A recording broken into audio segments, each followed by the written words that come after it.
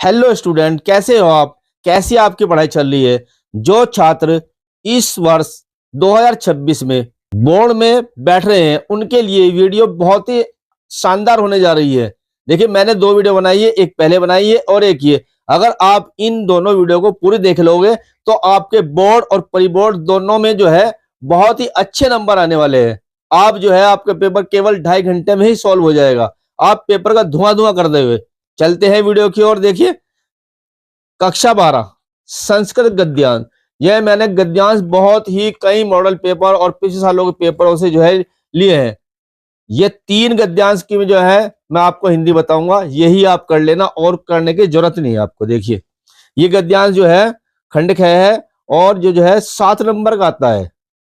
बहुत बहुत इंपॉर्टेंट है। संस्कृत साहित्यस्य साहित्यम सरसम व्याकरण च सुनिश्चितम तस्य गद्य पद्ये च लालित्यम भावबोध सामर्थ्यम अदित्यम श्रुति माधुर्यञ्च वर्तते किम बहुना चरित्र निर्माणार्थम यादृशी सत्प्रेरणा संस्कृत वागमम्य ददाति न तादृशी किंचिदैते मूलभूतानां मानवीय गुणानां यादृशी विवेचना संस्कृत साहित्ये वर्तते न अन्यत्र तादृशी दया दानम शौचम औदार्यम अनुसूया क्षमा अन्ये च अनेके गुणा अस्य साहित्यस्य अनुशीलनेन संजायते। देखिए, सबसे पहले क्या लिखते हैं हम, जो है संदर्भ लिखते हैं। पहले हमें थोड़ा सा यह अंदाजा होना चाहिए कि ये किस पाठ से लिया गया। देखिए, प्रस्तुत अवतरण हमारी पाठ्य पुस्तक का नाम याद रखना है, संस्कृत दिग्दर्शिका है कि संस्कृत। जहां पे संस्कृत का ये जिक्र आ जाएगा तो सोच लेना ये जो संस्कृत भाषा है महत्वपूर्ण नामक पाठ से लिया गया, पाठ से अवतरित है। ये तो हो गया इसका संदर्भ। संदर्भ को हम जो है पढ़ के थोड़ा सा अंदाजा लगा लेते हैं, ये जो है संस्कृत भाषा है महत्वपूर्ण से है। फिर देखिए अनुवाद, बहुत सिंपल अनुवाद है एकदम। देखिए, पहली लाइन का जो है यहाँ से यहाँ तक अर्थ है संस्कृत साहित्य सरस है और इसका व्याकरण सुनिश्चित है। फिर अगली लाइन का देखिए यह अर्थ है इसके गद्य और पद में लालित्य, भाव को स्पष्ट करने की शक्ति और अनुपम श्रुति मधुरता है। फिर ये यहां से देखिए ये इस जगह तक आ जाएगी, हम जो है यहां तक आ जाएगी। फिर अधिक कहने से क्या चरित्र निर्माण के लिए जैसी प्रेरणा संस्कृत साहित्य देता है वैसी प्रेरणा किसी दूसरे साहित्य में नहीं है। आगे देखिए यहां से यहां तक का आ जाएगा ये मौलिक मानवीय गुणों का जैसा विवेचन संस्कृत साहित्य में है दूसरे साहित्य में नहीं। फिर ये देखिए यहां से लास्ट तक आ जाएगा दया दान पवित्रता उदारता निंदा न करना क्षमा और दूसरे अनेक गुण इस साहित्य के अनुशीलन से उत्पन्न होते हैं। देखिए, पहला गद्यांश पूरा हो गया। इसे अगला जो इंपॉर्टेंट है वो देखते हैं। याज्ञवल्क्यो मैत्री उवाच मैत्री उद्यासन अहम अस्माते स्थानादस्मि तत् सते अन्य कात्यान्य विच्छेदम कर्वाणि इति मैत्री उवाच यदियं सर्वां पृथ्वी वित्तेन पूर्णा सयाते तते किम तेना अहमता सयामिति याज्ञवल्क्य उवाच नेति यथेवा उपकरणमतां जीवनं तथैव ते जीवनं सयाते अमृतत्वस्य तु न आशास्ति वित्तेन इति सा मैत्री उवाच येना अहम नामृतां श्यामे किम अहम तेम कुर्यामे यदेव भगवान केवल अमृत तत्व साधनम जानति तदेव मे बुढ़ी याज्ञवल्क्य उवाच प्रिया न सती त्वं प्रियम भाषा से यही उपविषय व्याख्या अस्मि ते अमृत साधनम। देखो, ये भी बहुत इंपॉर्टेंट है। ये कई बार बोर्ड में आया हुआ है और इस बार भी पूरी संभावना है कि ये आए। देखिए, संदर्भ वही प्रस्तुत हमारी पाठ्यपुस्तक संस्कृत दिग्दर्शिका के आत्मज्ञ एवं सर्वज्ञ। याज्ञवल्क्य का मतलब है कि आत्मज्ञ एवं सर्वज्ञ, सीधा समझ जाना। जहां भी याज्ञवल्क्य आएगा तो वहां पे आत्मज्ञ एवं सर्वज्ञ नमक पाठ से अवतरित है। देखो, इसमें याज्ञवल्क्य अपनी दोनों पत्नियों से कह रहे हैं, उन्हें समझाते हो। याज्ञवल्क्य ने अपनी पत्नी मैत्री से कहा, मैत्री मैं इस स्थान से गृहस्थ आश्रम से ऊपर संन्यास आश्रम में जाने वाला हूं, तो मैं तेरा इस अपनी दूसरी पत्नी कात्यायनी के साथ विच्छेद संपत्ति का बंटवारा, विच्छेद माने संपत्ति बंटवारा कर दूं। मैत्री बोली, यदि यह धन से संपन्न पृथ्वी मेरी हो जाए तो क्या मैं उससे अमर हो सकती हूँ। अब देखो बोले याज्ञवल्क्य ने कहा नहीं। तो जैसा साधन संपन्न धनिकों का अर्थात धनवानों का जीवन होता है, वैसा ही तुम्हारा जीवन भी होगा। धन से अमरता की आशा नहीं है। जैसे सभी धनवान लोगों का अध्यात्म की ओर ध्यान ही नहीं है, वैसे ही तुम भी हो। तब उस मैत्रेय ने कहा, जिससे मैं अमर न हो सकूं, उसे लेकर क्या करूंगी। भगवान, आप जो कुछ अमरता की प्राप्ति का साधन जानते हो, वही मुझे बताएं। याज्ञवल्क्य बोले, तू पहले भी मेरी प्रिय रही है, आ बैठ। और इस समय भी है, प्रिय बोल रही है, तुझे मुझे अच्छी लगने वाली बात कर रही है। आ बैठ, तुझसे अमरता प्राप्ति के साधन की व्याख्या करूंगा। इस प्रकार बहुत ही सिंपल है, आप इसे आराम से कर सकते हैं। देखिए तीसरा गद्यांश है, ये लास्ट का गद्यांश है और इस पार्ट में हमेशा आता है। देखिए बौद्ध युगे में सिद्धांता व्यक्ति जीवन से अभ्युत्थानाय प्रयुक्ता आशने परमध्ये इमे सिद्धांता राष्ट्राणाम परस्पर मैत्री सहयोग करणानि विश्व बंधुत्व विश्व शांतिश्च साधनानि सन्ति। राष्ट्र नायकस्य श्री जवाहरलाल नेहरू महोदयस्य प्रधानमंत्रित्व काले चीन देशे सह भारतस्य मैत्री पंचशील सिद्धांतान् अधिकृत्य एवाभवत्, यतो हि उभयोऽपि देशौ बौद्ध धर्मे निष्ठावन्तो आधुनिक जगति पंचशील सिद्धांता नवीनम राजनैतिकम रूपम गृहीतवन्ते। ये कई बार आया हुआ है। देखिए इसमें बहुत सिंपल सा इसका अनुवाद है और जो है संदर्भ पहले की तरह प्रस्तुत गद्यांश संस्कृत दिग्दर्शिका के पंचशील सिद्धांता नामक पाठ से अवतरित है। देखिए ये जो बोध वाला है ये पंचशील पर आधारित है, तो इसका नाम याद रखिएगा पंचशील सिद्धांता। देखिए बौद्ध युग में ये सिद्धांत व्यक्तिगत जीवन की उन्नति के लिए प्रयुक्त थे, किंतु वर्तमान समय में ये सिद्धांत राष्ट्रों की पारस्परिक मैत्री एवं सहयोग के आधार पर विश्व बंधुत्व और शांति के साधन है।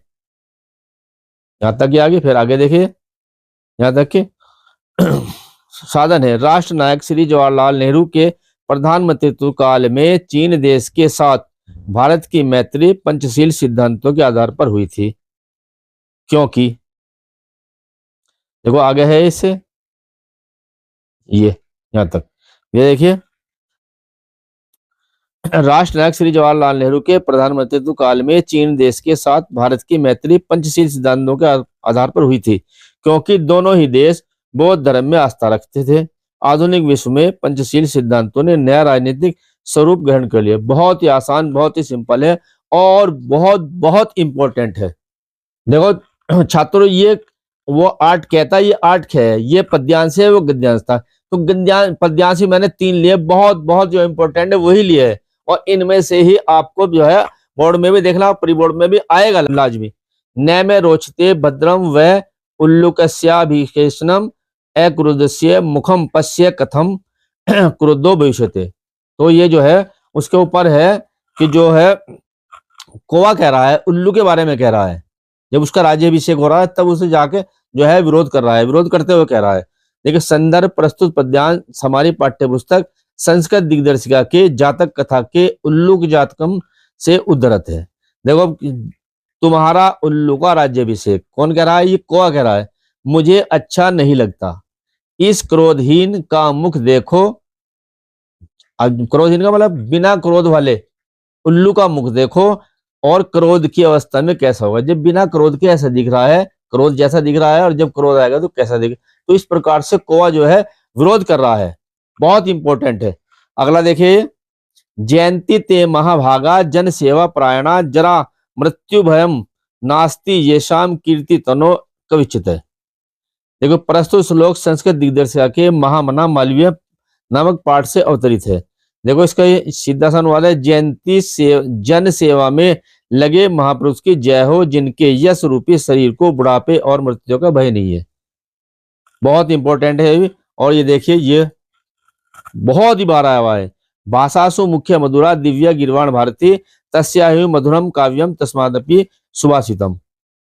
देखिए संदर्भ यह श्लोक जो है संस्कृत दिग्दर्शिका के सुभाषी रत्नानी शीर्षक पाठ से अवतरित है। देखिए इसका हिंदी अनुवाद देखिए, यह देखिए, भाषासु मुख्य मधुरा दिव्या गिरवाण भारती तस्याहु मधुरम काव्यम तस्मादपि सुभाषितम। ये संदर्भता अब देखिए इसकी जो है, आगे देखिए इन दोनों भाषाओं में संस्कृत सबसे प्रधान, मधुर और अलौकिक है, उससे अधिक मधुर उसका काव्य है। भाषाओं में संस्कृत सबसे प्रधान, मधुर और अलौकिक है, उससे अधिक मधुर उसका काव्य है, और उस काव्य से भी अधिक मधुर उसके सुभाषितम सुभाषित अर्थात सुंदर वचन या सूक्तियां हैं। बहुत इंपॉर्टेंट है ये भी। देखो स्टूडेंट, लोकोक्ति एवं मुहावरे, ये क्वेश्चन नंबर 9 है, और इसमें एक जो है मुहावरा और एक लोकोक्ति करनी होती है, चाहे दोनों मुहावरे कर दो चाहे दोनों लोकोक्ति कर दो। मैंने इतने इंपॉर्टेंट किए हैं, ये केवल 10 किए हैं, इन्हीं को याद कर लीजिए, और बाकी देखने की आपको जरूरत नहीं है। इन्हीं का वाक्य प्रयोग जो है मैंने बताया है, और इन्हीं का अर्थ बहुत बहुत इंपॉर्टेंट है। देखिए पहला, आंखों का तारा होना, बहुत प्रिय होना।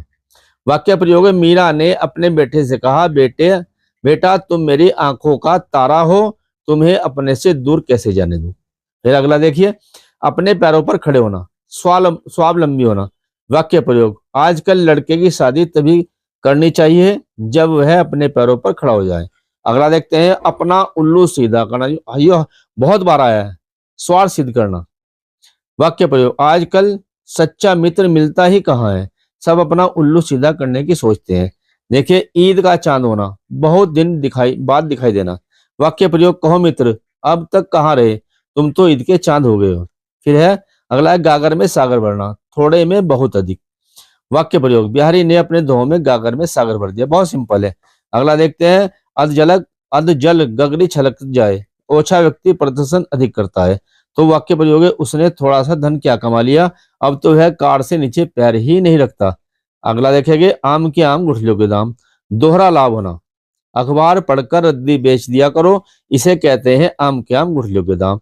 अगला नेक्स्ट देखते हैं, का बरखा जब कृषि सुखाने, समय निकल जाने पर सहायता करने से कोई लाभ नहीं है। देखिए वाक्य प्रयोग, देखो तुम्हारे पिताजी की हालत बहुत गंभीर है, उन्हें तुरंत अस्पताल ले जाओ, वे ठीक ठीक हो सकते हैं, अन्यथा का बरसा जब कृषि सुखाने। देखिए अगला नौवा, देखिए पानी पानी होना, शर्मिंदा होना, लज्जित होना। रमेश हाई स्कूल की परीक्षा में अनुत्तीर्ण होने पर पानी पानी हो गया। फिर अंतिम देखते, दाल में काला होना, संदेह होना, डाउट होना। तहलका प्रकरण सामने आने पर प्रधानमंत्री को भी मानना पड़ा कि दाल में कहीं काला है। चलते हैं क्वेश्चन 10 की ओर। देखो छात्रों, क्वेश्चन नंबर 10 की ओर बढ़ते हैं। ये जो अपठित गद्यांश है, अनसीन पैसेज है, तो ये पढ़कर इसके में से उत्तर देने पड़ते हैं। देखो पहले तो ये पढ़ लेंगे हम पूरा। अगर आप पूरा भी नहीं पढ़ना चाहो तो मैं आपको ट्रिक बता रहा हूं, जो पहला क्वेश्चन का उत्तर होता है वो पहली 2 लाइनों में या 3 लाइनों में हो जाएगा, आपको उत्तर मिल जाएगा। देखिए, गद्यांश के अनुसार भारत में जो भी प्राप्त होता है वह किसकी देन है, तो उत्तर यहीं पे दिया हुआ है। देखिए, तो गद्यांश के अनुसार जो भी भारत में प्राप्त होता है वह किसका, किसानों की देन है। देखा, ये दे रखा है, महात्मा जी ने एक दिन प्रार्थना, यहाँ पे आ जाएगा ये। फिर देखिए अगला, देखिए महात्मा जी ने शहर में रहने वालों को उनके तथा किसानों के संबंधों के बारे में क्या बताया था। अगली लाइनों में देख लेंगे इसका उत्तर। इसका उत्तर चौथी 5वीं लाइन में मिल जाता है। महात्मा जी ने शहर में रहने वालों को उनके तथा किसानों के संबंधों के बारे में बताया था कि शहरवासियों को किसानों के साथ अच्छा व्यवहार करना चाहिए। फिर उनसे अगली लाइन में देख ले, किसानों की सदा दशा सुधारने के लिए गद्यांश में क्या सुझाव दिया गया, तो उत्तर मिल जाएगा, किसानों की दशा सुधारने के लिए गद्यांश में यह सुझाव दिया गया है कि किसानों को कृषि कार्य के लिए जमीनें उपलब्ध कराई जाए। ये दूसरा है। देखिए 2 गद्यांश लिए गए इसके अंदर। देखिए, भारतीय संस्कृति की संरक्षक एवं वाहक होती है, भाषा की गरिमा नष्ट होने से उस स्थान की सभ्यता और संस्कृति पर भी प्रतिकूल प्रभाव पड़ता है। प्रत्येक देश की पहचान का एक मजबूत आधार उसकी अपनी भाषा होती है, जो अधिक से अधिक व्यक्तियों द्वारा बोली जाती है। भाषा के रूप में व्यापक विचार विनिमय का माध्यम बनकर ही राष्ट्रभाषा का ग्रहण करती है। राष्ट्रभाषा द्वारा आपस में संपर्क बनाए रखकर देश की एकता एवं अखंडता को भी कायम रखा जा सकता है। हिंदी देश की संपर्क भाषा तो है ही, इसे राजभाषा का वास्तविक सम्मान भी मिलना चाहिए। देखो, संरक्षक और वाहक शब्दों के अर्थ स्पष्ट कीजिए। देखो, संरक्षक का मतलब होता है शरण देने वाला, और वाहक का मतलब वहन करने वाला या ढोने वाला। वाहक यानी कि वाहन जो ढो रहा है उसे वाहक कहेंगे। देखो, लेखक के अनुसार राष्ट्रभाषा से क्या तात्पर्य है, तो राष्ट्रभाषा का तात्पर्य पूरे देश की जो भाषा बोली जाती है, बहुसंख्यकों के द्वारा बोली जाती है, उसे राष्ट्रभाषा कहा जाता है। फिर देखिए देश की एकता और अखंडता बनाए रखने के लिए क्या आवश्यक है, तो राष्ट्रभाषा द्वारा आपस में संबंध बनाए रखना, देश की एकता एवं अखंडता को कायम रखा जा सकता है। लास्ट में दे रखा है, ये देखिए यहाँ पे। देखो छात्रों, ये जो है 11 क बहुविकल्प में उसमें आता है। ये मैंने बिल्कुल सीधा लिख दिया ताकि आपको कोई कंफ्यूजन ना हो। देखिए ये जो है शब्दों में सूक्ष्म अंतर है, एक एक नंबर के दो आए गए, बहुविकल्प में आए गए। देखिए अविराम और अभिराम, अविराम का मतलब है अभिराम का बिना रोके, लगातार या निरंतर हो सकता है। अभिराम का मतलब सुंदर। फिर देखो अंश, छोटा सा है तो कंधा हो गया, और बड़ा सा है तो हिस्सा या भाग हो गया। फिर देखिए अम्बुज, अम्बुज मतलब पानी, जय माने जन्मा, अम्बुज में पानी में जन्मा कौन है, कमल। फिर अम्बुद, अम्बु मतलब पानी, पानी को धारण करने वाला कौन होता है, बादल होता है। फिर बात, बात मतलब बातें, बातचीत, बात माने हवा। फिर है द्रव, द्रव का मतलब तरल पदार्थ, और द्रव्य का मतलब धन। अनल, अनल का मतलब अग्नि या आग। अनिल, अनिल में वायु या हवा। भवन, भवन का मतलब घर, और भुवन माने संसार। जलद, जल को धारण करने वाला कौन है, बादल। और जल्दी, जल्दी मतलब समुद्र। कुल, छठों की मात्रा है तो वंश हो गया, और बड़ाओं की मात्रा कुल माने किनारा। फिर है तरंग, तरंग माने लहर। और तुरंग, तुरंग का मतलब होता है घोड़ा। ये बहुत इंपॉर्टेंट है। देखो छात्रों 11 ख अनेकार शब्द, ये दो करने आपको एक एक नंबर के, और इन्हीं में से आ जाएंगे। देखिए आपको और कहीं ढूंढने की जरूरत भी नहीं पड़ेगी। देखिए अंबर, अंबर का मतलब वस्त्र और आकाश। अर्क, अर्क का मतलब सूर्य या मदार का पौधा, या उसको और कुछ भी बोला जाता है। कर, कर का मतलब हाथ और किरण। कनक, कनक का मतलब सोना और धतूरा। कर्ण, देखिए कर्ण ऊपर वाली मात्रा है, ये देखिए कान या कुंती पुत्र कर्ण। फिर द्विज, द्विज मतलब पक्षी और दांत होते हैं, अनेकार शब्द हैं। पयोधर, बादल या तालाब। विधि का मतलब ब्रह्मा या भाग्य। फिर चपला, चपला में बिजली और लक्ष्मी। पतंग का मतलब सूर्य पृथ्वी। ये बहुत इंपॉर्टेंट है, इनमें से आएंगे। फिर देखिए वाक्यांश के लिए एक शब्द गय है, ये भी जो है एक एक नंबर के हैं, और ये 2 नंबर में आते हैं, ये भी 2 हैं, एक एक नंबर के हैं। देखिए जो ईश्वर में विश्वास रखता हो आस्तिक, किए गए उपकार को न मानने वाला कृतघ्न, जानने की इच्छा रखने वाला जिज्ञासु, जो सब कुछ जानता हो सर्वज्ञ, जंगल की आग दावाग्नि और या दावानल। और देखिए पेट की आग को जठराग्नि जठरनल कहते हैं। देखिए जिसकी उपमा दी जा सके अनुपम, दूसरों पर आश्रित रहने वाला प्राश्रित, जिसके समान कोई दूसरा न हो अद्वितीय, अनुचित बात करने के लिए आग्रह क्या कहलाता है, दुराग्रह, और जो जाना न जा सके आगे। ये बहुत इंपॉर्टेंट है, इन्हीं में से आ जाएंगे। स्टूडेंट्स देखिए वाक्यों में त्रुटि मार्जन, वाक्य में त्रुटि मार्जन लिखा जा सकता है, वाक्य संशोधन कीजिए वो भी आ सकता है, और शुद्ध अशुद्ध कीजिए वो भी, अशुद्ध को शुद्ध कीजिए वो भी आ सकता है। तीनों का मतलब एक ही होता है। देखिए ये दो एक एक नंबर के दो आपको शुद्ध करने पड़ेंगे। तो जो जो मैंने लिखे है वो इतने इंपॉर्टेंट है, अनेकों बार आए हैं, इस बार भी आएंगे। ध्यान से देखना, छोटी सी मिस्टेक होती है उसे ठीक करना पड़ता है, वरना ऐसा दिखता है कि वाक्य सही है, पर आप ध्यान से देखेंगे। देखो महादेवी वर्मा विद्वान कवित्री थी, तो विद्वान जो महिला, जो फीमेल लोग कहते हैं विदुषी कहते हैं, ये चेंज हो जाएगा बस। फिर देखिए कृपया अवकाश देने की कृपया करें, तो इसमें देखो कृपया अवकाश देने की कृपया करोगे मतलब स्वीकृत करें बस। मैं भोजन कर लिया हूं, तो इसका मतलब मैं भोजन कर चुका हूं या मैंने भोजन कर लिया है, दोनों वाक्य शुद्ध हो जाते हैं इस तरह से। देखो एक फूल की माला लाओ, एक फूल की माला नहीं होती बल्कि फूलों की एक माला लाओ, ये होता है। देखो गौतम की पत्नी का नाम अहिल्या था, ऐसा लगता है बिल्कुल शुद्ध है। देखो अहिल्या नहीं होता बल्कि अहल्या होता है। देखो इसमें ये मात्रा नहीं होती बल्कि यह है ले ये था। देखो महादेवी वर्मा, वर्मा हिंदी की प्रसिद्ध कवित्री। देखो मैंने पहले बताया था कवित्री गलत लिखते हैं, तो कै व, फिर छोटी की मात्रा यह, और त्रय तो बड़ी की मात्रा, ये शुद्ध होता है, ये अशुद्ध होता है। देखिए पुत्री पुराय धन होता है नहीं होती है। मैं सकुशल पूर्वक हूं, तो इसको कहें मैं सकुशल हूं। आप प्रातः काल के समय आइएगा, तो आप प्रातः काल आइएगा। आप पधार कर हमें अनुग्रहित करें, तो आप पधार कर हमें अनुग्रहित। देखिए ये वाला रे नहीं होता बल्कि ये वाला रीड वाला इससे सिद्ध होता है। देखो छात्रों रस 12 क्या है, ये एक नंबर की परिभाषा, एक नंबर का उदाहरण, और जो मैंने जो लिखे हैं जो यही याद कर लेना, इनमें से आपका काम हो जाएगा। देखो करुण रस, शोक अथवा दुख की अवस्था में जो शोक का स्थायी भाव, विभाव, अनुभाव और संचारी भाव का सहयोग पाकर पुष्ट होता है, वह करुण रस कहलाता है। देखो स्थायी भाव शोक है, आलम्बन विनष्ट ऐश्वर्य आदि, आश्रय नायक नायिका, उद्दीपन जो है सवदाह क्रम आदि। तो आपने केवल ये याद करना है यहाँ तक का, और फिर इसका उदाहरण सीधा दे देना। ये आप ना लिख के तो भी नंबर पूरे आते हैं। देखिए ये वाला परिभाषा और ये उदाहरण लिख देना, इतना सही होना चाहिए, पूरे बटा पूरे नंबर आ गए। इस करुणा कलित हृदय में आज विकल रागनी बजती है, क्यों हाहाकार स्वरों में वेदना असीम गरजती है। ये तो है करुण रस। फिर देखते हैं हास्य रस। विलक्षण आकृति, विकृत चेष्टाएं, वचन या कार्य को देखकर हृदय में उत्पन्न हास नामक स्थायी भाव, विभाव, अनुभव और संचारी भाव के संयोग से हास्य रस का रूप ग्रहण करता है। देखो स्थायी भाव जो है हास, संचारी भाव हर्ष चपलता है, अनुभव आंखों का हिलना, होठों का हिलना। चाहे आप ये ना लिखे भी, केवल स्थायी भाव लिख दे और इसका लक्षण लिख दे और ये जो है उदाहरण लिख दे। नाना वाहन नाना वेशा, विहसे शिव समान निज देखा, को मुखहीन विपुल कहू काहू, बिन बिनु पद कर को बहुपाद बाहु। ये इसका उदाहरण है, शिव की बारात का उदाहरण है ये। देखिए फिर देखिए तीसरा नंबर वीर रस। युद्ध अथवा अन्य कठिन कार्य करने के लिए हृदय में जो उत्साह उत्पन्न होता है, उससे वीरस की निष्पत्ति होती है। तो ये आप चाहे स्थायी भाव लिख दे बस केवल, बाकी और नावे लिखे तो भी चलेगा।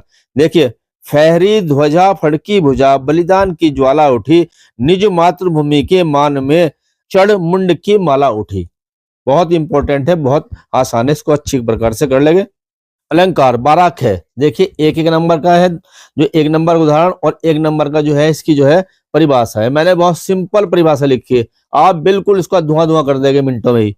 देखिए उपमा, समान धर्म के आधार पर जहां एक वस्तु की समानता या तुलना किसी दूसरी वस्तु से की जाती है, वहां उपमा अलंकार होता है। सिंपल उदाहरण है, हरि पद कोमल कमल से, उपमा अलंकार सीधा सा। देखिए रूपक, जहां काव्य में उपमेय में उपमान का भेद रहित आरोप होता है, वहां रूपक अलंकार होता है। इसका बहुत ही सिंपल है, हमारे हरि हारिल की लकड़ी। फिर देखिए यमक, काव्य में जहां एक शब्द या शब्द समूह का एक से अधिक बार प्रयोग हो और उनका अर्थ प्रत्येक बार भिन्न हो, वहां यमक अलंकार होता है। देखिए जैसे उद्योग जोग हम नए, 2 बार आया। देखिए यहाँ पे जहां पे इस तरीके का कोई भी जो आएगा तो वहां समझ लेना कि वहां पे जो है यमक अलंकार है। तो में पहले जोग शब्द से तात्पर्य योग साधना से है और दूसरे जोग से तात्पर्य अर्थात होने योग्य से है। ये बहुत इंपॉर्टेंट है, तीनों याद कर लेंगे। देखिए आगे देखेंगे जो है छंद है। छंद जो है मैंने लिखे, अगर इनमें 3 लिखे, अगर 2 भी याद कर लोगे, 2 में से काम हो जाए आपका। 1 नंबर के परिभाषा, 1 नंबर का उदाहरण। यह देखो चौपाई देखते हैं, यह सममात्रिक छंद है, इसमें 4 चरण होते हैं। प्रत्येक चरण में 16 मात्रा होती है। पहले चरण की तुक दूसरे तथा तीसरे चरण की चौथे चरण में मिलती है। प्रत्येक चरण के अंत में यति होती है। चरण के अंत में जगण तगण नहीं होना चाहिए। देखो जो तुकी है पहला चरण, फिर दूसरे चरण में क्या है, ऐसा तीसरा का चौथे में। देखिए जय हनुमान ज्ञान गुण सागर, जय कपीस त्यों लोक उजागर, रामदूत अतुलित बलदामा, अंजनी पवन पुत्र सुतनामा, अंजनी पुत्र पवन सुतनामा। देखो मैंने मात्रा भी लगा के दिखला रखी है आपको, आप अच्छी प्रकार देख ले। फिर देखते हैं दोहा यह अर्ध समात्रिक छंद है। इसके प्रथम एवं तृतीय चरण में 13 मात्रा है और द्वितीय एवं चतुर्थ चरण में 11 मात्रा होती है। यति चरण के अंत में होती है। सम चरणों के अंत में तुक भी होना चाहिए। देखो मेरी भवबाधा हरो राधा नागरी सोई, जा तन के झाई परे श्याम हरिदूत होए। मात्रा लगा के दिखा रखी है, बहुत इंपॉर्टेंट है, बहुत आसान है, अच्छी प्रकार से कर लेंगे आप इसको।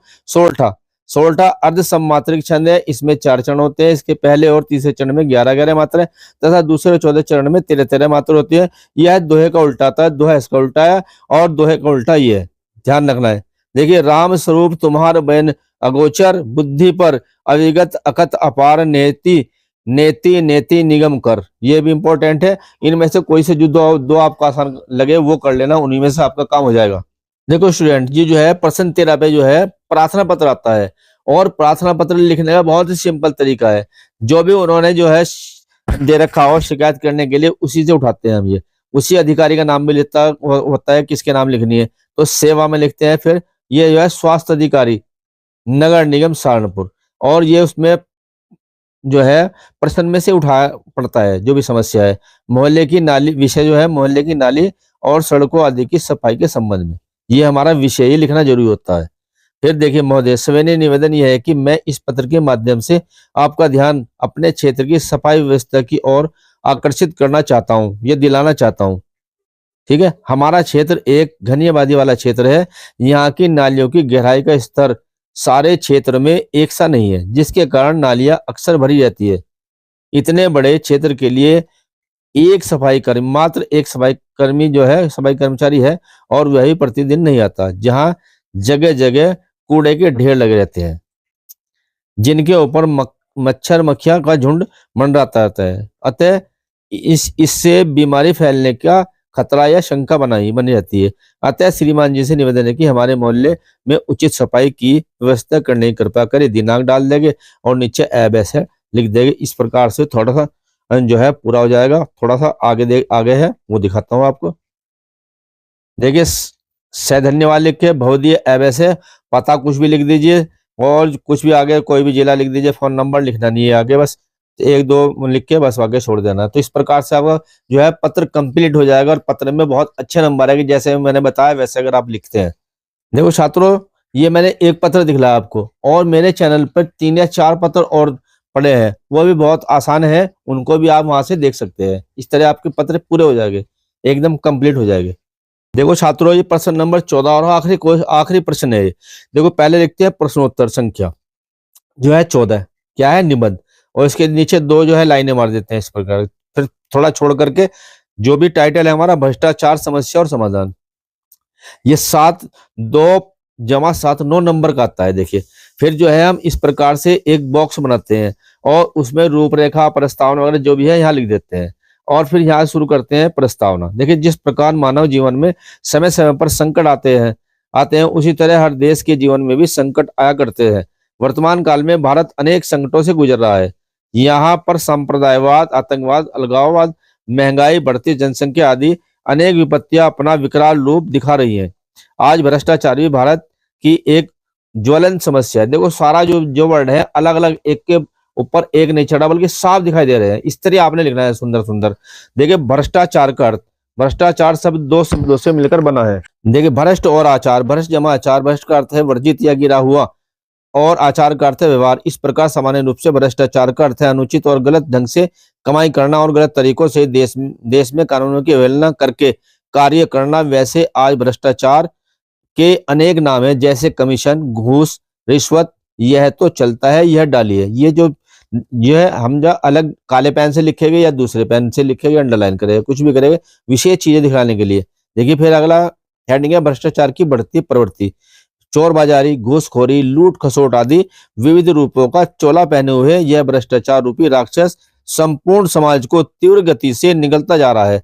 यह कहीं पशु चारा, यह अलग से दिखाना पड़ता है, पशु चारा घोटाला, कहीं दूर संचार घोटाला, सेंट किट्स आदि अनेक घोटाले आज सुर्खियों में है। वास्तव में आज का युग घोटाला युग है। भ्रष्टाचार में राजनेता, समाज नेता, व्यापारी, शिक्षक, धर्म नेता आदि सभी लिप्त है। समाज का प्रत्येक वर्ग इनसे पीड़ित है। शासन एक का दमन करता है, मगर अनेक उत्पन्न हो जाते हैं। देखो, अलग अलग वर्ड लिखे हैं, सभी बिल्कुल स्पष्ट वर्ड लिखने हैं, ताकि एकदम से एग्जामिनर जो है इसको देखते सार तुमको जो है उसको जो है रिलैक्स फील हो और आपको अच्छा नंबर दे। देखो, ये लिखा भवानी प्रसाद मिश्र ने ठीक ही कर लिखा है, कोई है जिसकी जिंदगी दूध की धोई है। देखिए, भ्रष्टाचार के कारण, भ्रष्टाचार का जन्म मनुष्य के स्वार्थ और लिप्सा। मैंने देखो काले पेन से लिखा अलग से होता है। वह स्वयं अपने कुटुंबी जनों के लिए अधिक से अधिक सुख सुविधाएं जुटाना चाहता है। इसके अतिरिक्त उसकी एक आवश्यकता की पूर्ति होती है, दूसरी जन्म लेते थे। आपसी होड़ की प्रवृत्ति भी भ्रष्टाचार को जन्म देती है। देखिए, मैंने अलग से दिखा रखा है। फिर है हमारे देश में राजनीतिक क्षेत्र में भ्रष्टाचार अपने चरम सीमा पर है। आजादी के बाद भारतीय राजनीति में सेवा का महत्व कम, सत्ता का महत्व अधिक हो गया है। दल और व्यक्ति दोनों की सत्ता को प्राप्त करना चाहते हैं। चुनाव जीतकर मोटी से मोटी रकम एकत्र यानी कि इकट्ठा करना चाहते हैं। शासक दल भ्रष्टाचार को अधिक बल देता है। इसके नेता अपने परिवार, संबंधियों और मित्रों के आर्थिक लाभ की विशेष चिंता करते हैं। फिर आर्थिक जीवन में भ्रष्टाचार, ये हेडिंग नहीं है, बल्कि वैसे ही है, मैंने दे रखा टाइटल। इस क्षेत्र में काले धंधे का बड़ा जोर है। जमाखोरी, मिलावट, मुनाफाखोरी एवं रिश्वत का बाजार गर्म है। व्यापारी वर्ग सरकारी व्यक्तियों की अपेक्षा करके अनुचित लाभ कमाने में संलग्न है, लगे हुए हैं। मिलावट का जोर इतना है कि आप शुद्ध दवा, मसाले, दूध, दही, तेल आदि प्राप्त नहीं कर सकते। देखिए, भ्रष्टाचार उन्मूलन के उपाय, का साधन क्या है वो देखें। राष्ट्र के प्रबल शत्रु भ्रष्टाचार को दूर करने के लिए देश के प्रत्येक व्यक्ति को अपने चरित्र का स्तर ऊंचा उठाना होगा। जनता से निकट संबंध स्थापित करने के लिए अनेक कष्टों को क्योंकि जानकारी प्राप्त करने के लिए बड़े बड़े नेताओं को कुर्सी छोड़कर जन साधारण के बीच आना पड़ेगा। समाज में ऐसी आदर्श संस्थाओं की स्थापना करनी होगी जो भारतीय संस्कृति को प्राचीन परंपराओं को आधार बनाकर नवयुवकों के चरित्र का निर्माण करे। राजनीति में चुनाव पद्धति को सस्ता बनाया जाए। देखिए, भ्रष्टाचार को दूर करने में हमें अपनी आदतों में भी परिवर्तन करना होगा। भ्रष्टाचार को दूर करने में जब तक देश का प्रत्येक नागरिक अपना सहयोग नहीं देगा तब तक यह रोग दूर होने वाला नहीं है। यदि राष्ट्रीय भावना का विकास देशवासियों में हो जाए तो दूषित मनोवृत्ति को सरलता से समाप्त किया जा सकता है। इसके अतिरिक्त देशवासियों के नैतिक स्तर को ऊंचा उठाया जाए। भ्रष्ट आचरण का सामूहिक विरोध भी इसके लिए सबल हथियार है। उपसंहार, यदि भ्रष्टाचार की यही गति रही तो जनसाधारण के लिए परेशानियां बढ़ती चली जाएगी और देश में अव्यवस्था और अशांति फैलती जाएगी। केवल कानूनों से ही भ्रष्टाचार नहीं रुक सकता। यदि देश को इस राक्षस से बचाना है तो आगे आने वाली पीढ़ी को मनसा वाचा और कर्मणा से देश के कल्याण में जुटना होगा। भ्रष्टाचारी का मुंह काला करना होगा, तभी देश का मुख उज्जवल हो सकेगा। देखो, ये मैंने एक जो है भ्रष्टाचार के ऊपर लिखा है, इसमें 2-3 और इंपॉर्टेंट है, जैसे जो है बढ़ती जनसंख्या, बेरोजगारी, आतंकवाद और एक प्रदूषण। 4 ये और एक ये 5 आप कर लेना। 5 में जो है आपके बोर्ड में भी काम आएंगे और प्री बोर्ड में दोनों में काम आएंगे। इन्हीं में आपका काम हो जाएगा। अगर देखिए, मैंने पहले एक वीडियो पहला पार्ट और ये दूसरा पार्ट, ये दोनों पार्ट आप देख लीजिए। आपका बोर्ड का और प्री बोर्ड का 90% बिल्कुल पक्का है। अगर आपको वीडियो पसंद आए, वीडियो को लाइक कीजिए, चैनल को सब्सक्राइब कीजिए और अपने दोस्तों से शेयर भी अवश्य कीजिए। धन्यवाद।